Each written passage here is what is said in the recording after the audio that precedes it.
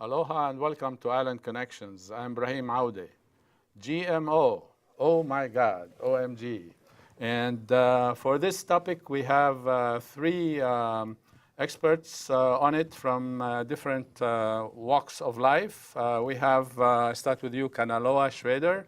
He's from Kauai, but also a student at the University of Hawaii, and he's the student assistant coordinator for Malama Ina Ahupua'a at UHM. Yes. Thank you for coming over. Thank you. And Hector Valenzuela, professor and crop specialist, College of Tropical Agriculture, UHM. Thank you for coming over. And Nomi Carmona, she's president of Babes Against Biotech, and you have a great website. I recommend everyone to go and to that one. You learn quite a bit from that. So before we start, I'd like to ask each of you to say something about yourselves. And I'll start with you, Kanaloa, because you're from the farthest island. I mean, you know, to the north, that is. Yeah. And tell us how you became involved in this particular GMO situation.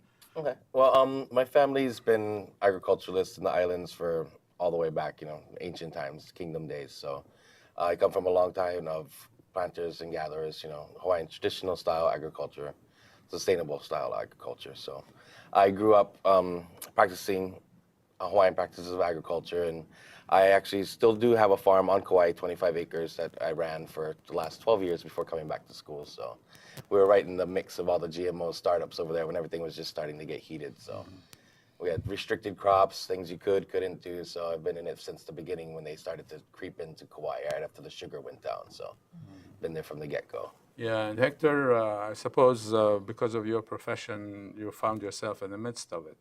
Right, I'm a professor of crop productions, so I do research to improve productivity of crops. And my area of work is selecting good varieties for tropical climates and to develop ecological systems of production. How can we improve resource use to maintain productivity without having to rely on external inputs? So when GMOs became a big thing in the 90s in Hawaii, the governor and everybody was rooting for them.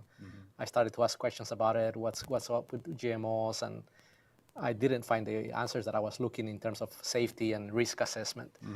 So after several years of internal communication and not finding those answers, I became more vocal, and it's been about 10 years of discussion with the community about the potential risks. Great. And Nomi, could you tell us? Yeah, I started studying organic farming with Dr. Kimberly Clark, who has a PhD in agricultural economics and a CSA in Waimanalo, and got to know the local organic farming community and found out the kind of suppression that was going on and the kind of the politics that were occurring behind the scenes. And I never thought that Hawaii would let GMOs go as far as they have. I really thought it would be squashed and that there's no way Hawaii would allow it to happen. And when I realized years later that we had become GMO ground zero for the entire planet, and so many open-air experiments against our will, and the poisoning with pesticides that's occurring with this GMO production not being checked by our government, and I started to look at what is causing this suppression of democracy when so many people do want Hawaii to be a pure place, and started studying with Dr. Yee and Seeds of Truth and looking at this web and this kind of Honolulu Boys Club, I call it, that seems to be calling the shots and really bending over backwards for this industry, which is taking from the INA. So I ended up starting testifying and researching these campaign funds and finding over $391,000 of GMO money easy just off the top. And so my side is more of the political side, to help people understand these connections and how these kind of things are happening and why it is we can't get GMO labeling and where that money is flowing to and how we really need to clean house. Yeah, so there are so many dimensions to this GMO thing, but perhaps we might start with the scientific aspect of it, because then that would be our basis. I'm intrigued by what you have said about, like, you've been asking questions as a researcher and you haven't been getting answers. Answers from whom you haven't been getting? It started within the college because in the 90s, the GMO papaya came up. So suddenly there came news that we're going to release a GMO papaya and we're going to solve all the problems in the Big Island. So the faculty doing that were actually my neighbors. I was surrounded by the GMO faculty. So my questions were, have you conducted a health assessment in terms of impacts on the health of humans from the consumption of that papaya, an environmental risk assessment? And orally, they would tell me, yes, everything is safe, but they wouldn't provide me with any hard data, any research papers or publications. So when I failed to find those answers, I looked further into the industry. What about GMO corn, GMO soybean? And it turned out to be the same. The little research that was available was only produced by the companies themselves. And the public didn't have access to it because it was considered to be confidential business information. So we were left in the dark.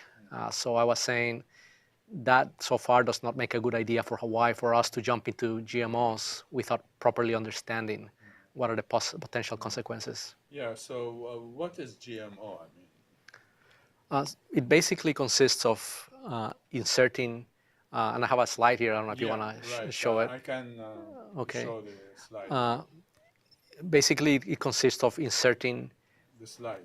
Go ahead. genetic material from one organism to another, and you're crossing species barriers.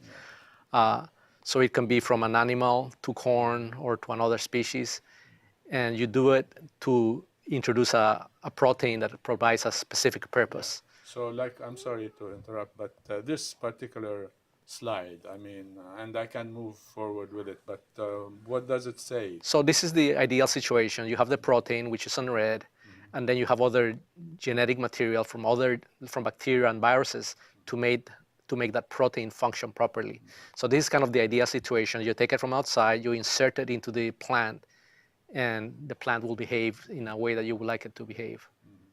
And Then you have to behave according to what you want it, how you want it to behave. Right, and then you have a follow-up slide. Yeah. And the problem is that genes don't always behave you would like them to behave. Right. So you insert them into a special location, but as the slide shows, genes break apart, they jump around, and they may behave in ways that you didn't expect them to behave. And once you harvest the plant, those genes are going to the soil, they go into the air, into the environment. So my questions were what could happen? Where could they go? Could they go into the water and harm other organisms? And those were some of my concerns. And this slide is an example of the genetic material that we're introducing into the plant. We're combining DNA from several organisms, from bacteria, viruses, putting them into a cassette.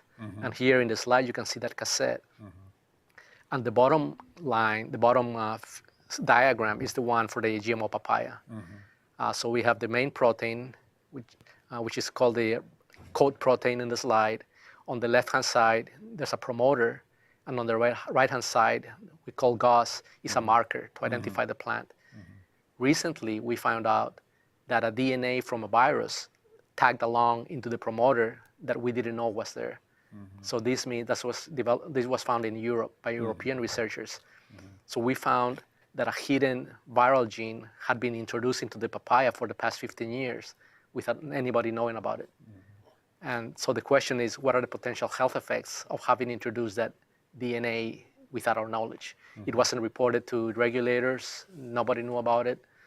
And proactively, you can say everything's fine, everything's safe, which they're saying, but that's not how science works. Science works on conducting clinical studies with rats or mice, and if that shows to be safe, then it's safe. But just your statement doesn't make it safe. Yeah. So Nomi, I mean, I'm sure you experienced some of those kinds of problems, but from a political point of view, if that's the case, the science is not really safe as we have seen. So why do you think these things happen? I mean, you're acting, you come on it from another dimension, which is the political. So what's the relationship then between the scientific dimension and the political dimension of GMO as you have experienced so far? Well, the fact that GMOs are allowed into the food supply with 90-day studies performed by GMO producing companies are reasons why politics get in the way of the science. So in some situations you have even the FDA's own scientists saying, we can't afford this technology. It's too difficult to regulate, it's too expensive to regulate, it's impractical, it's inefficient. But then you've got executives from the GMO industry, say for example Michael Taylor, who's now the Deputy Commissioner of Food for the Food and Drug Administration, and he's one of the top lobbyists for Monsanto in DC for years, and a former vice president for Monsanto. And so, there's a real lack of trust for the industry science in regards to the public perspective, because they do have so many executives, particularly in key regulatory agencies such as the USDA, EPA, and FDA. So we really don't trust it. It's become a revolving door. I mean, even our Supreme Court Justice Clarence Thomas was a former attorney for Monsanto. And so we really don't feel safe with their science. And my issue is their complete disregard for independent science that was not funded somehow by the biotech industry. I've literally sat with the vice president of Monsanto Hawaii, Fred Perlak. He's the vice president of research and business operations. Okay. There you go. What does that tell you? The research is going to support the business operations. And I have sat with 270 studies printed in my hands, like willing to sit there and go through every single one with him and have him tell me what is wrong with this study that you don't acknowledge it. And I have them in my hand. He's literally telling me, you have no science. You have no science. Almost as if it's like a programmed response that anything we didn't produce ourselves is not exist. They go into hearing after hearing and say, there has been no scientific evidence of harm found from consumption of GMOs ever. Over 3 trillion meals have been. They say the same speech over and over, and it's a lack of accountability, because if we had traceability on these things, I think it would be a lot easier to show in humans what we found in animal studies, and thus leading to the regulation and ban, either in part or total, in 30 of 32 developed countries. So we're not just some conspiracy theorists like, oh, these companies are controlling our government. Well, literally, other countries are starting to reject U.S.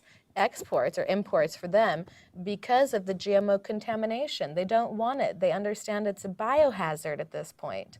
So Yeah. that's a huge question I could answer for several hours. Right, yeah, I'm sure of that.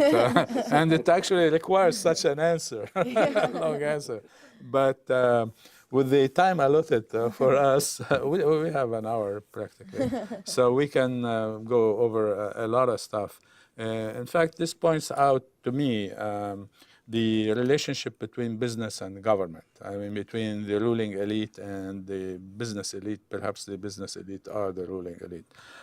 So from way back when, there's always been an overlap between business and government, like like a revolving door. You go from business to government, government to business, etc. But what I have been noticing over the past, at least 10 years or so, that this has intensified, this relationship, and basically there's almost, at this point, to me, complete integration of business and government, to the point that they can risk, and they would be willing to risk, it seems to me, the health of the population just for their profits.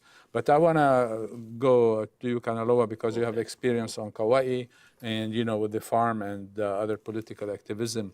So from where you are in terms of experience and so forth, how do you approach that GMO situation? And listening to our colleagues here, how does that strike you? I love the activism. It's great, and getting the voice out there is very important, and that's one of the big things going on in Kauai right now. Several of my family members and friends and old coworkers and everything are very involved, as you guys well know, with all the talks that have been going on in Kauai. And unfortunately, a lot of the elitists on Kauai, the richer communities in Poipu and Hanalei, the higher up communities, the higher class communities, the upper middle class and upper class, are the ones that are making the most noise, when the people in the lower class families are actually the ones who are getting most directly affected by it. So it's interesting to see that kind of stratification, but it's good and bad in several different ways, because it brings the community together in one respect, but it also demonizes people that have no alternative but to work for these companies to support their families because there's nothing else there for them to do. Yeah, it reminds me of coal mining. Yes, Yeah, exactly. I mean, and now, what do you call it, fracking or something? Yeah, Fracking, fracking. I mean, yes, exactly. I mean, it's just like an onslaught. Anywhere you look, it's an onslaught on the population. So it's And, been it's been about 20 years since GMOs have been commercialized, and research is actually starting to come up that's starting to document a lot of the negative aspects.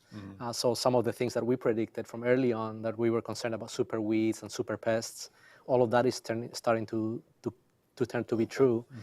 And another factor is that GMOs and the use of pesticides are one and the other. They go together. So communities that have been exposed to these pesticides are also starting to report evidence of harm effects. And we just got a report from Latin America documenting from medical journals a series of adverse effects on the population. And the population in Hawaii, they've been exposed to dust, to pesticides, and they're starting to show some of those symptoms. So this is when people are starting to become aware. There's lawsuits coming up, and then the need for labeling coming up because people are concerned. And this is where we have all this coming together. Yeah, so it's not like clean ag, because it reminds me of clean nuclear energy. Yeah, real clean. Until, something happened in Japan a couple of years ago or a year and a half ago.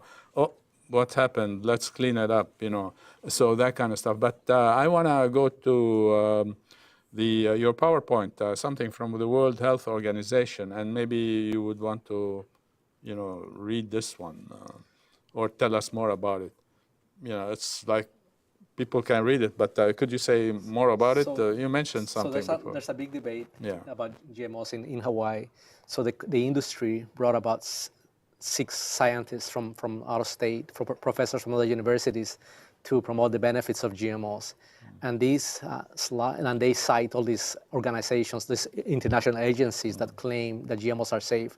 And this slide shows one example from the World Health Organization. I don't know if you can show it again. Yeah, we'll show it again, actually. Where the World Health Organization representative says, we haven't conducted the research. We don't know if GMOs are good. We don't know if they're bad.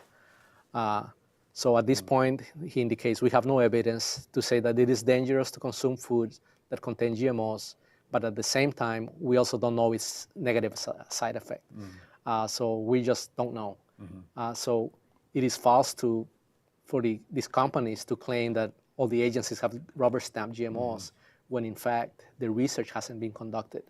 And the research that's starting to come up from Europe and other sites do show some adverse effects. And I must point out that this is like 2004, this World Health Organization. So the studies you're talking about that have come thereafter, right?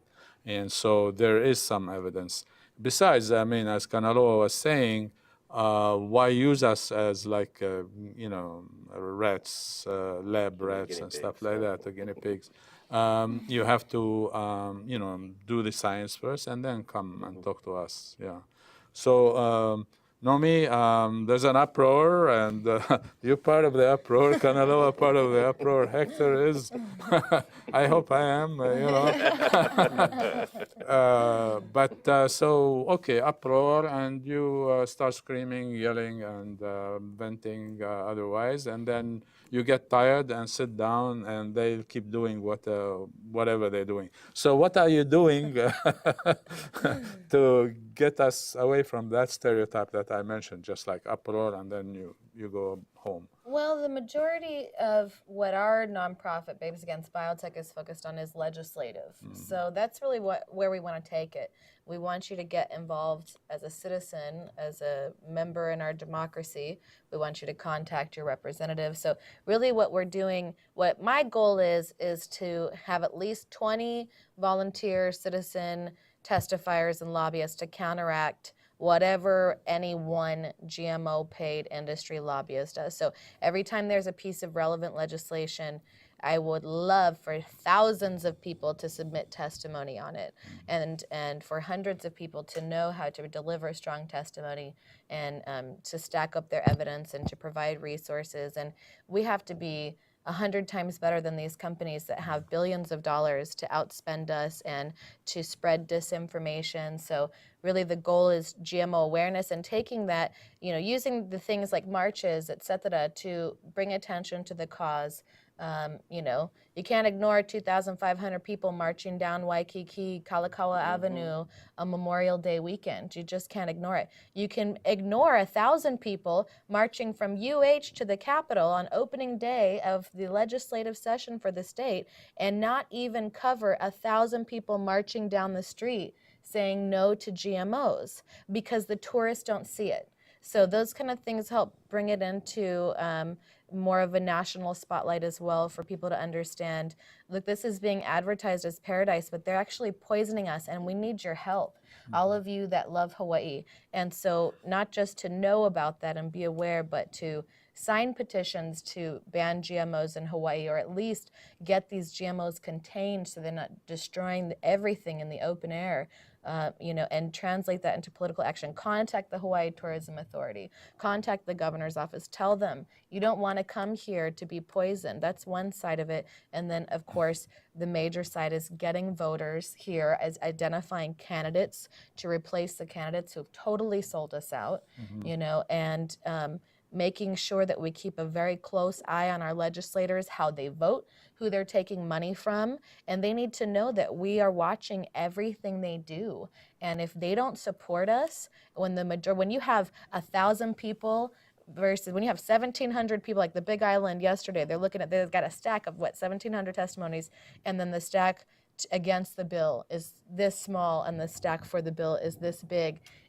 When democracy is not being enacted, that's what I have a problem with. And so that's kind of a big part of our mission, is exposing where our democracy is experiencing major injustice and what we can possibly do to become more aware and more powerful politically, that our government might respond in the way we'd expect them to, but for the people, on behalf of us.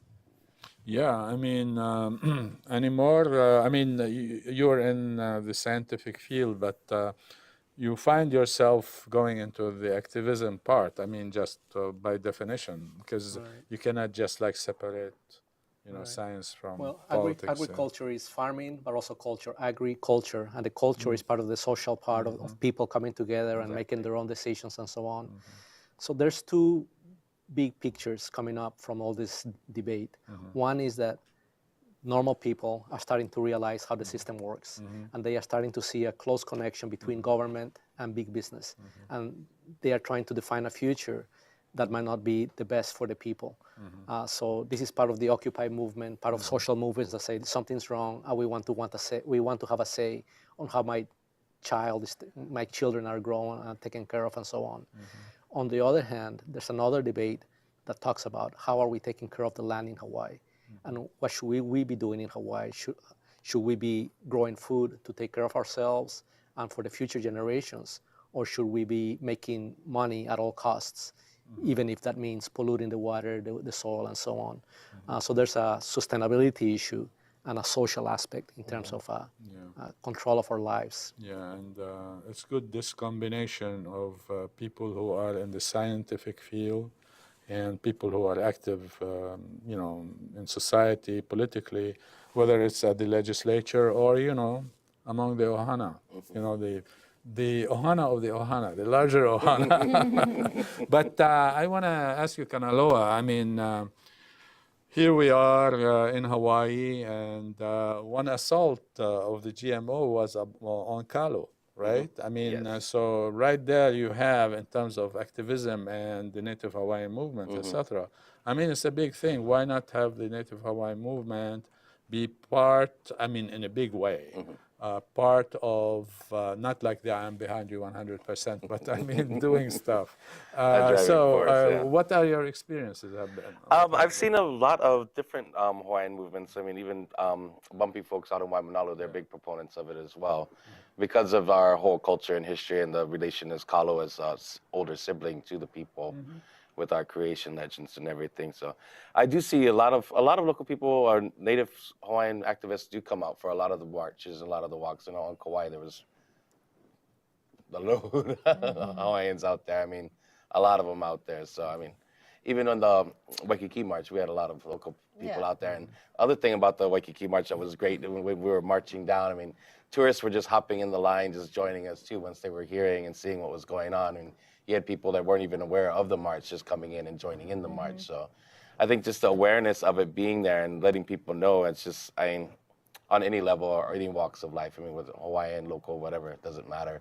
People know and understand that these are serious issues that we need to address. And I think our biggest thing, like anything else, is just education and letting people be aware and know what these things are and how they affect us. And because they have you in a way that, as we talked about, like the coal miners and the people on Kauai who no more sugar, so what would you do? You got to feed the There's family. no industry, and that's part of our dependency on, you know, the state of our economy. You know, our big things is tourism, military, and agriculture. Aside from that, what else do we have? I mean, that's just it, you know. And But then, you know, it has to be something that's wholesome, not and any it's kind of thing. not like we can't do positive agriculture on these lands and grow things in a positive way. Instead of doing these tests, you know, these companies could invest in doing sustainable agriculture, doing organic agriculture, things that can benefit the land and the people and support the vitality of the state while they make their money. Absolutely, and it doesn't have to be like gross agribusiness, like, you know, Monsanto, for instance. Exactly. But family farming or community farming, whatever kind of farming, right? Yeah, and if I might say so, it's a lot more profitable. In case you haven't noticed, organic produce sells for more. It's worth more to people. It is. It's not rejected by the foreign markets. You know, all the artisan food creators and gourmet chefs are going to prefer real Organic. Food. And so you're looking at like what, $1.29 a pound for organic papaya versus what, 49 cents, something like that. And then you don't have to buy all the chemicals, all the fertilizers, all of the pesticides or herbicides. And then with GMOs as well, you are buying seeds new every year. The seeds, most of them will not reproduce a crop that you can sell. You can't grow anything for seed. They either rot or they just don't reproduce. It's cheaper. It's cheaper, more profitable to grow organic. Exactly. This is critical. No, go ahead, but I just wanted to say. Yeah, what we need, I think what we need is a remediation act to be put in place. Honestly, if it was up to me, if I was in charge of Hawaii, I would legalize industrial organic hemp because that's an amazing phytoremediator. And I'm sure, and I would leave it up to get a task force together, look at remediation, fund remediation, and organic subsidization, at least temporary organic subsidization, maybe like a 5-year plan to help our island go more sustainable and not necessarily be importing more than 92% of our food while letting tens of thousands of acres go to these GMO toxic monocropping seed export and experimental fields. It's ridiculous. And then what we really need to is campaign fund reform. Publicly funded elections might be a really good option because that's a huge problem when it's so obvious when these particular legislators have taken $13,000 from these companies and are bending over backwards to prevent the people from really taking care of ourselves. It's not like we're not doing our jobs as a citizen. More and more people each day are. Yeah, so, I mean, just because of GMO, you want to upset the whole political apple cart? I think it's an issue that our members and subscribers, and we have about 8,900 now, and we started just in April of last year. If you vote in favor of some pro-GMO legislation, if you vote against GMO labeling, if you took $1 from a GMO company or lobbyist after March 28th, 2013, you're on the list of our unelectables, and we will work against their campaigns. And we will work in favor of those candidates who support our right to clean air and soil and agriculture and local real food production that doesn't poison our keiki. Yeah. Go ahead. An internal memo was leaked from the World Bank, I believe in the early 90s. And basically what it said is if you're going to establish a chemical plant or a pollution plant, you do it in a poor neighborhood, in a poor area. In case there's lawsuits or damage, the cost of fixing that will be a lot lower. And you will see that in Hawaii, they got established in Molokai, in West Kauai, which are poor rural communities of native Hawaiian populations. So they go to areas where it's easy to pollute, where you place landfills and so on. And secondly, what products are you working with? You're working with corn, which belongs to indigenous populations. They try to work with taro, which belongs to indigenous populations. And just by inserting a gene, they claim property on a product that took thousands of years to develop. And there's no level of compensation. We're going to take property and we're going to run with it. Yeah, I want to bring in something on the basis of what you folks have just said, like the question of the GMO seed. Yeah, they use, I mean, they meaning the United States government, and because of the high integration of the government with the agribusiness and the corporations, transnational corporations as a whole. They use these GMO genes as a foreign policy tool. I'll give you an example. In Iraq, I mean, we know, I mean, we were in Iraq fighting and created all kind of hell over there. But Iraq has a lot of wheat production. I mean, before this invasion and all that. A lot of wheat production and exports wheat. So what the American government try to do is tell them, okay, you know, we can give you GMO seeds, meaning that we wipe out the natural kind of production of agriculture, etc. And then agribusiness becomes, will have another market, and then Iraq would become dependent politically on the United States and the corporations, etc. I mean, so this is like, to me, it's a sinister plot. I mean, you know, talk about conspiracy theory. Maybe that's not a conspiracy, but certainly it's against the population of Iraq and maybe the entire Middle East for that matter. And if they can do it with wheat in Iraq, they can do it in with corn in Mexico and, you know, China, the rice and all that, rice in the Philippines and other places. And these are part of the international trade agreements that are being conducted, NAFTA and so on. These are secretive meetings between governments, between companies and governments, and how they're going to trade with intellectual property right and so on. So in the future, it may become harder and harder to grow heirloom varieties, open pollinated varieties, because of these international agreements that are already set up in terms of how the commerce and... And there was even recent links, well, leaked by Edward Snowden regarding our own,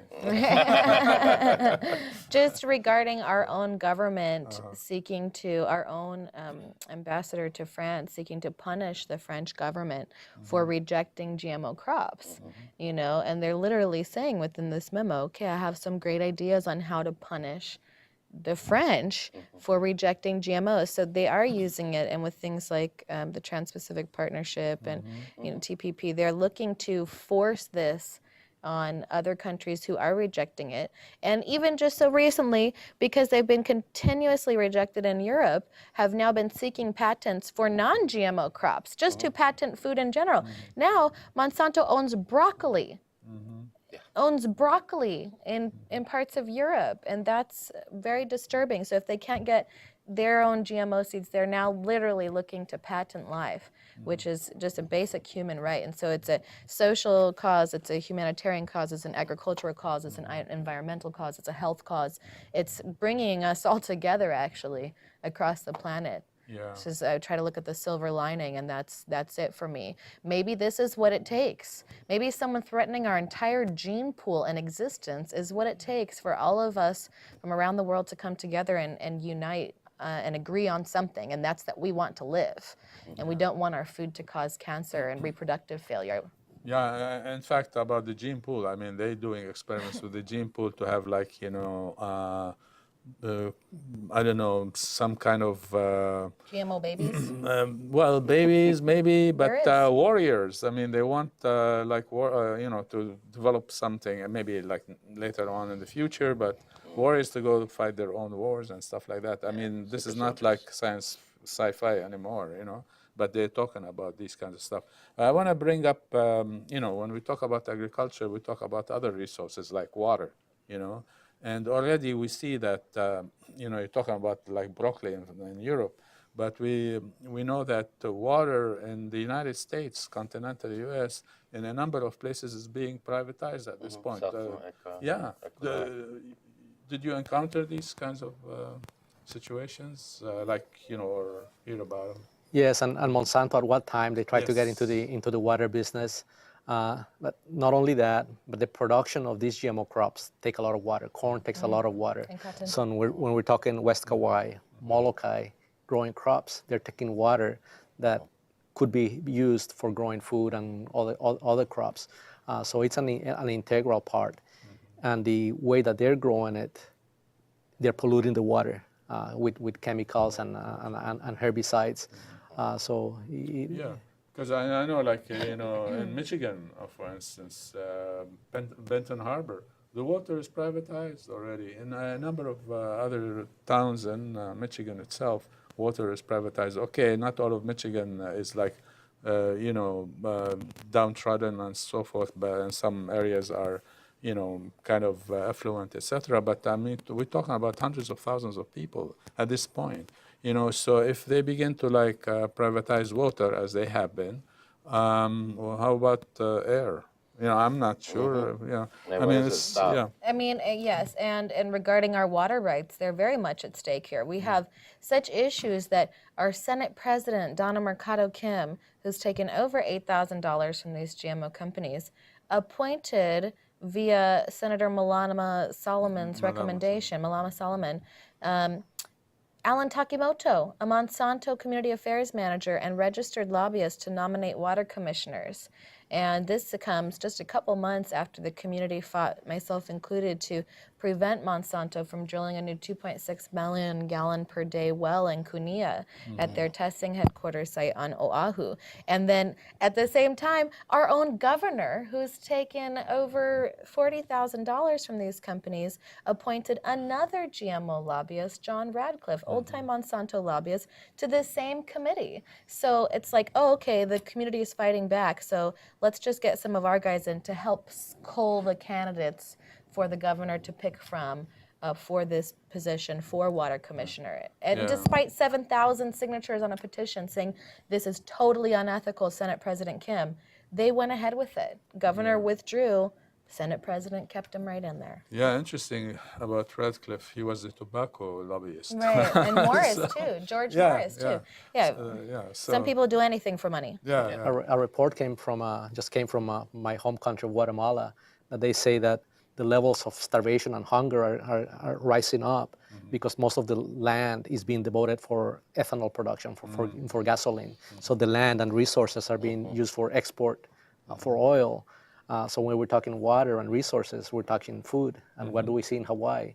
GMO seeds that are not for food, but for export to other countries. And they're not paying general excise taxes. They're not paying enterprise zone taxes. I mean, our government has literally bent over backwards to hook them up and make it very, very cozy here. Yeah, I mean, I teach also about Hawaii's political economy and all that kind of stuff.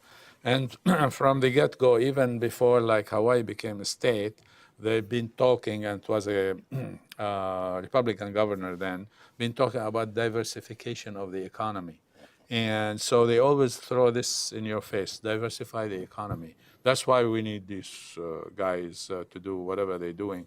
But they are destroying rather than producing anything that is beneficial to the population. I mean, your situation on Kauai is... justify the ends. Right. Yeah, it doesn't make any sense when you're talking about the long-term effects and sustainability of the local economy and the culture of the people, because it's in the end run of it all is just you seeing everything else dying off. You can't grow any food, the land becomes barren. I mean, it's just when is it enough? When do we say when? It's just how far do we let them go? It's just, and when we have bills like the bill that's coming up, it's Bill 2491 that's coming before the Senate on the 9th of September. Kauai County Council. Yes. And just because of this bill coming up, we have the big special interest guys coming up threatening to sue the county of Kauai if they put this bill forward. And all the bill's asking for is just to have regulations and have them let people know what they're doing and when they're doing it. And just for that, they're threatening to sue the entire county. And they have the money to do it. It's just, how blatant do you have to be? I mean, before people say, okay, we're not going to stand for this. I mean, it's just, I mean, how much more do you have to go before they're suing an entire island? Yeah, Nomi, you were on Kauai recently. When was it? 2 days ago or something? Yeah, not too long ago. Yeah. And it was wild. It was the largest turnout in the history of Kauai. Over 1,000 people attended the public hearing for testimony on 2491. And I think that the introducer, Councilman Gary Hooser, said it very well when he said, you know, you got to look at these companies are threatening to sue the county so that they can continue to spray pesticides near our schools and children. This should speak to the merit of these companies and the way that they operate. They're threatening to sue the county so they can continue to spray chemicals, pesticides, and herbicides and insecticides around our children. So what's the position of the county council on this? Are they like, how are they connected to whomever? The Kauai County Council? Well, Gary Hooser and Tim Bynum are introducer and co-introducer, so they're pretty solid.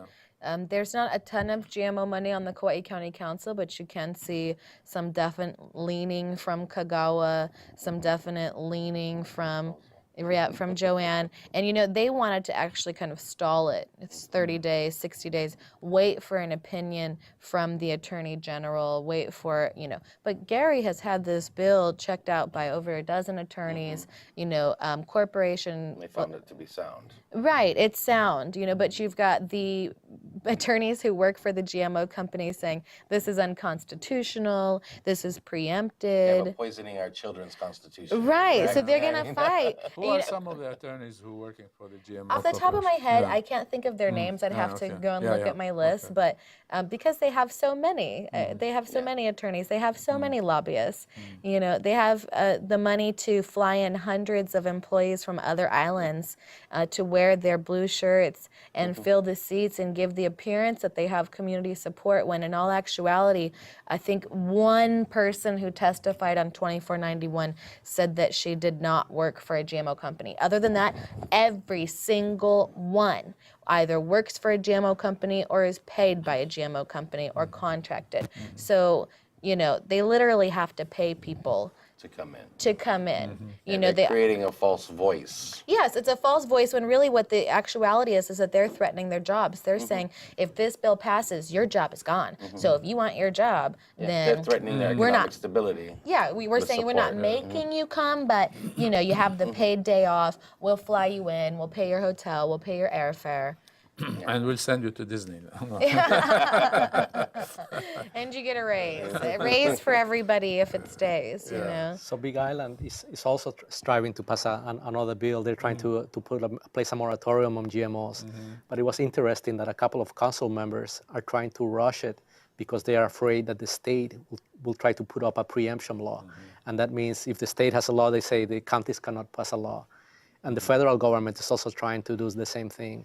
And above it, you have the international agreements. So we have all these agencies trying to prevent local communities from governing themselves. And we do have the right. It's in our county charters. We have the right. The county council has the right to do whatever it takes to protect its citizens' life and health. And that's why you had Donovan Dela Cruz, at the behest of likely the GMO industry, come and introduce Senate Bill 727 this year to strike the county's right to protect life and health. And who was there lobbying for that? Alicia Malua-Fiti, Dino Kimoto, the GMO lobbyists, the bosses of the GMO industry out here. And there were very few people even knew about it. It made it through our Senate. It had to get killed at House. Otherwise, we wouldn't even be able to have Bill 2491 or Bill 79 because they would have taken that right from us. How close they get to passing these laws. Nobody even objected to striking the ability to protect our citizens' life and health until it crossed over. What does that say about our government? It's just, it says we need a clean house. Exactly. You were on the Big Island as well, yes. right? Yeah, and so you were talking from experience then, right? That's correct. You also testified That's there. right. Could you tell us a little bit about that? Yeah, you know, there is so much to look at within that. My point in that testimony, one of my main points, you know, we've got to look at how much blatant lies and misinformation they spread. For example, you know, we're so wonderful, we just won the World Food Prize. They didn't note that they had flowed a ton of money to the World Food Prize, you know, or that the Grocery Manufacturers Association and all these other GMO companies basically funded the World Food Prize, and Monsanto one of their scientists, you know, 3 scientists in genetic engineering, won the World Food Prize. So it's kind of like this whole, oh, everything's totally approved with the FDA because we gave them 90-day studies that say everything is good to go, and they don't have the money to regulate it, and the tumors don't start showing up until 4 months, so we're cutting off the studies at 3 months and insisting that everyone else's science is invalid and totally an insult to all science. You know? One interesting aspect of this debate and the neighbor islands is that the companies, the chemical companies, are defining the narrative. So when a bill raises up, they claim that this is an issue of bill against farming. It's a bill against farming. So they're defining it. It is not to protect the public, to protect the resources. So they're defining it, and then they bring specialists from out of state. And in the media, these specialists appear to be independent scientists, which they happen to be just consultants. So the big corporations are defining the narrative in the state in terms of what's going on. And they will deny until the very end. It's their methodology with everything. If you look at the history of these companies and DDT and PCBs and hydrochloride, that is their policy. Like any pathological liar, they will just lie until the very end and just insist that everything is fine and everything is good to go and no one else's information is valid. Yeah, and as you said, I want to go back to the PowerPoint, because Monsanto internal 1949 study on effect of dioxin, okay? So this is something. Did you want to say something about that, and then we can? So we have learned from the documentary record from lawsuits that these companies, the products that they were producing, and they were denying that there was any harmful effects. Through lawsuits, we found out later on that for decades, they knew that these products were harmful to human health, and that the government was also aware of these events. So here we see research from the 1940s, 1960s showing that they even conducted fraud to cheat and say there's nothing wrong with Agent Orange and dioxin. And in 1980, the US government released a declassified document saying we were aware that it was going on, and this was a huge disservice to our US veterans, to our workers in Anniston, Alabama, and all over that got exposed to these products.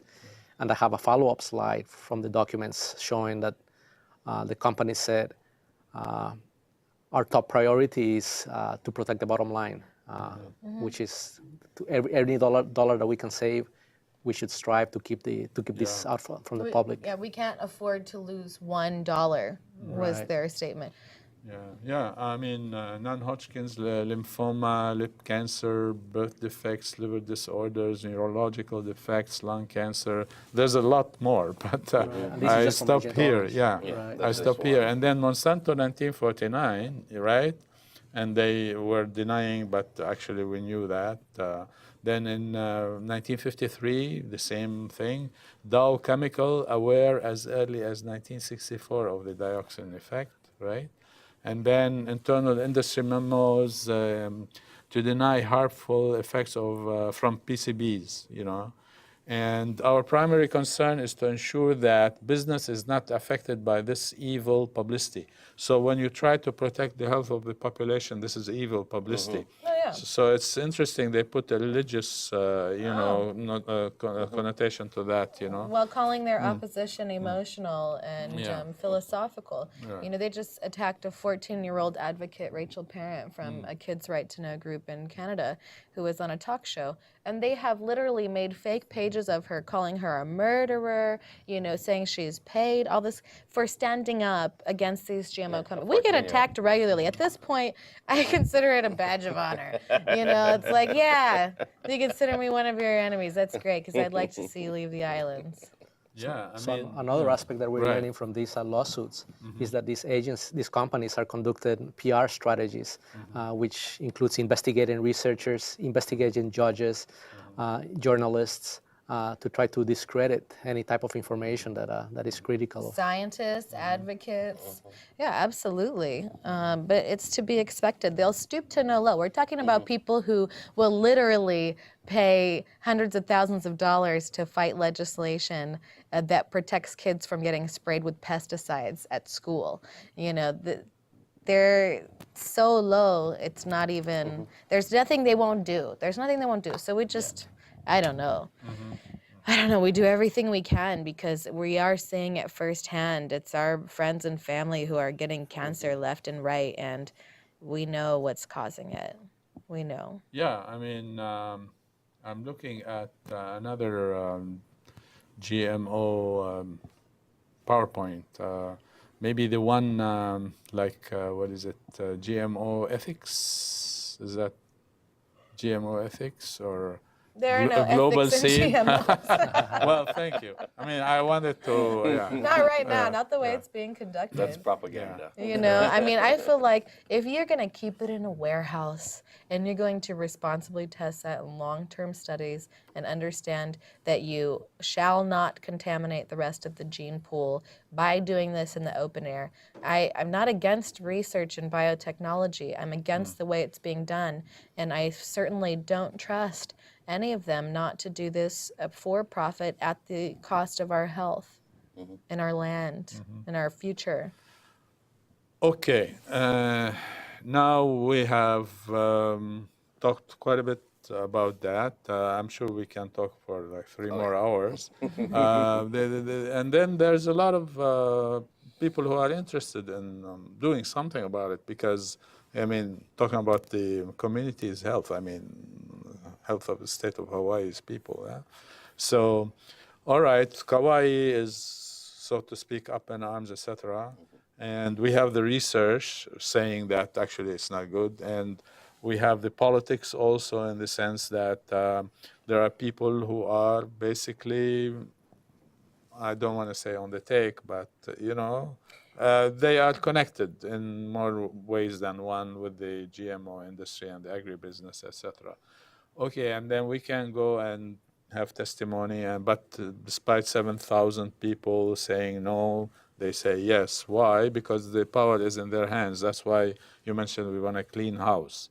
Okay, so could we think about like a strategy that would include, of course, or at the core of it might be the question of legislation, etc., but in a way that would, a strategy that would bring a lot of more people to support this, you know, legislative strategy, but also to really clean house, you know.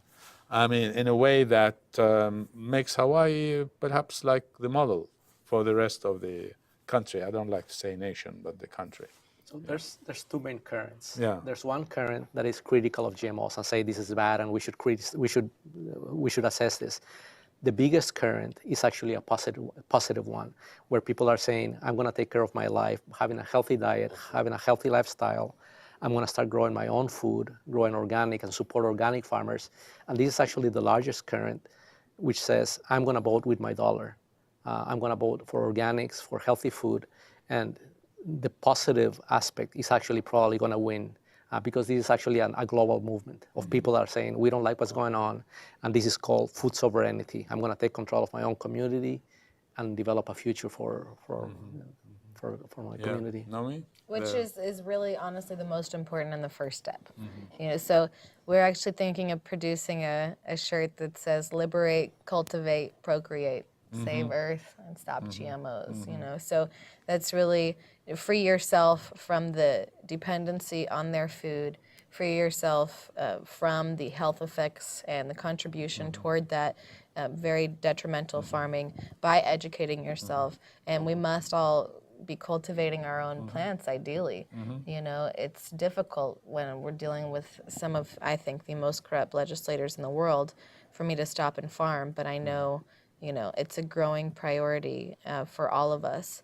And then I think the other aspect of that is, yes, taking personal responsibility for your own food sovereignty, but we need to take our government back because they're literally helping these companies do this to us. Yeah. So the most important thing for that is identifying candidates who are better than the ones that are in office. Because even if we take out the bad ones, if we don't have someone better to replace them, it's just going to be another lackey that's for sale, that's more hungry because he's new, you know. So Lesser of two evil kind of stuff becomes, which we have tried it for the past 80 years at least. yeah, we need those things I mentioned earlier. We need a moratorium for our safety. We need campaign reform.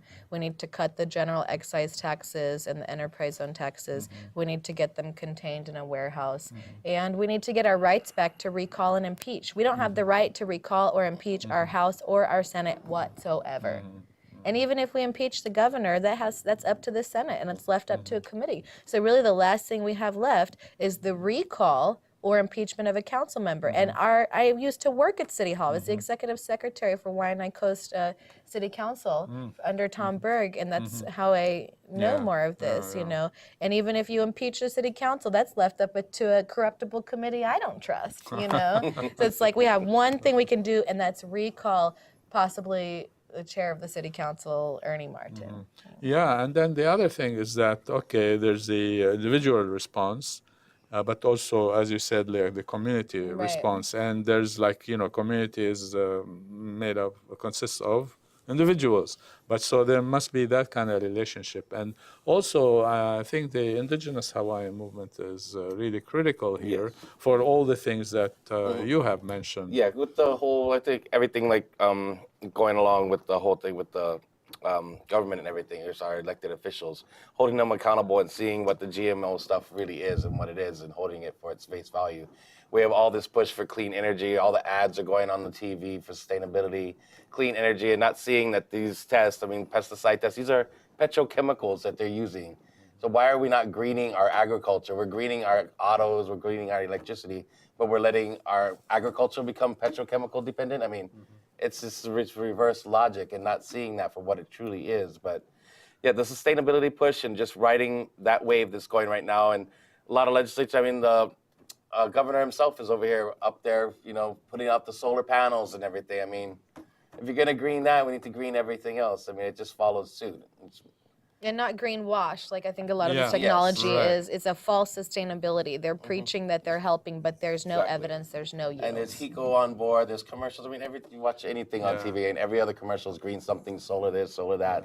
But I mean, you need to see the bigger picture. I mean, beyond just our electricity or our cars, and it goes all the way through. And that's back to the native perspective of the Ahupua'a system. And we're all interrelated. This is a watershed. We have limited resources. We're on islands. You can't do this kind of testing and doing these things and think that in the long run that you're still going to be able to live and support yourself off the land. We only have so much, and once it's gone, it's gone. There's no return. We're the endangered species capital of the world. And you're gonna raid tourist suitcases for incoming fruit, but you're allowing 5,000 open air genetic experiments to contaminate the entire gene pool in the invasive species. It's almost an idiocracy. That's what you call upholding the law. You know, the law says that. But it's interesting about the sustainability, onslaught, I would say. First, like sustainability, nobody was catching it. And all of a sudden, everybody, sustainability. Snowballing. The reason it seems to me that the big corporations figured out a way to make a buck. And then it was big time, even like UH's sustainability, etc.